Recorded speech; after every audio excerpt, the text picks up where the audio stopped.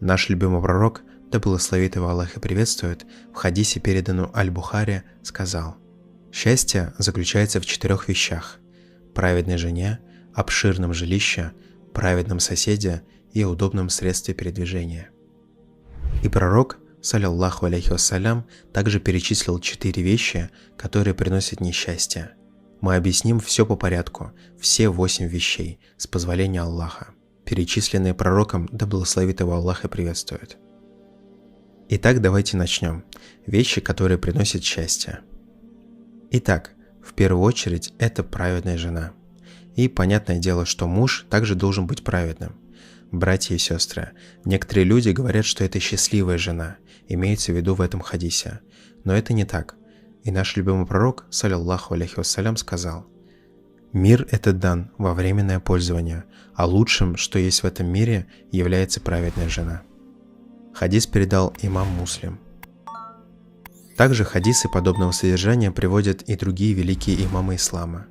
Как сказал посланник Аллаха, саллаллаху алейхи вассалям, например, если муж не обеспечивает жену, то она имеет право потребовать развод. Муж обязан обеспечить семью.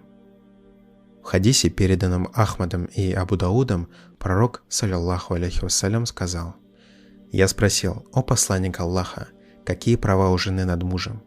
Он, мир ему и благословение Аллаха, ответил: «Ты должен кормить ее, когда ешь сам, одевать ее, когда одеваешься сам, ты не должен бить ее по лицу, ты не должен проклинать ее и не должен оставлять ее, кроме как в доме». В другом же хадисе, переданном ат-Тирмизи, пророк, саллаллаху алейхи вассалям, сказал: «Лучший из вас тот, кто лучший по отношению к своей семье, и я лучший из вас по отношению к своей семье». И моя дорогая сестра, если твой муж хорошо относится и заботится о тебе и о твоих домочадцах, то отвечайте взаимностью. И я хочу рассказать один хадис. Когда Фатима пришла к посланнику Аллаха, саллаллаху алейхи вассалям, она жаловалась на работу по дому, что она очень уставала. И она сказала: «Я хочу, чтобы кто-нибудь помог мне дома».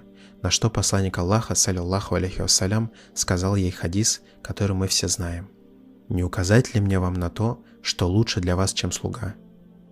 Когда вы ложитесь спать, или же когда собираетесь спать, то скажите 33 раза «Субханаллах», 33 раза «Альхамдулилля» и 34 раза «Аллаху Акбар».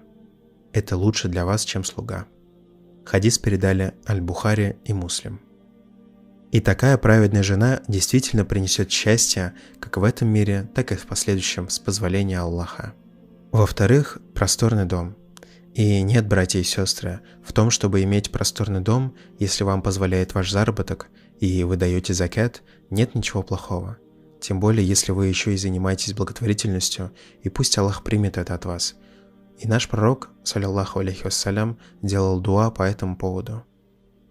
«О Аллах, прости мне мой грех, сделай просторным мое место обитания и дай мне баракат в том, чем ты меня наделил».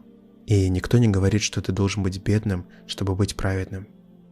В-третьих, это если у тебя есть хороший сосед, и ты выйдешь на улицу, и он встретит тебя с улыбкой и поможет тебе, если понадобится помощь. И Аллах, свят он и велик, сказал в Коране: «Поклоняйтесь Аллаху и не приобщайте к Нему сотоварищей, делайте добро родителям, родственникам, сиротам, беднякам, соседям из числа ваших родственников и соседям, которые не являются вашими родственниками, находящимся рядом с путником, странником и невольником, которыми овладели ваши десницы. Воистину, Аллах не любит гордецов и бахвалов». Сура 4, аят 36. Посланник Аллаха, саллаллаху алейхи вассалям, сказал: «Лучшим товарищем пред Аллахом Всевышним является тот, кто лучше всех относится к своему товарищу, а лучшим соседом пред Аллахом Всевышним является тот, кто лучше всех относится к своему соседу». Хадис передал ат-Тирмизи. И в-четвертых, это удобное средство передвижения. И когда-то этим была лошадь, или верблюд, или что-нибудь в этом роде, а теперь это хороший автомобиль или электрокар. Хорошая поездка, которая доставит вас из одной точки в другую, доставит меня туда, куда мне надо. Итак, давайте теперь поговорим о 4 вещах, которые приносят несчастье. И в первую очередь это плохая жена. И представьте, братья и сестры, что каждый раз, когда вы едете или идете домой, вы жалуетесь и жалуетесь и жалуетесь, что жена ничего не делает.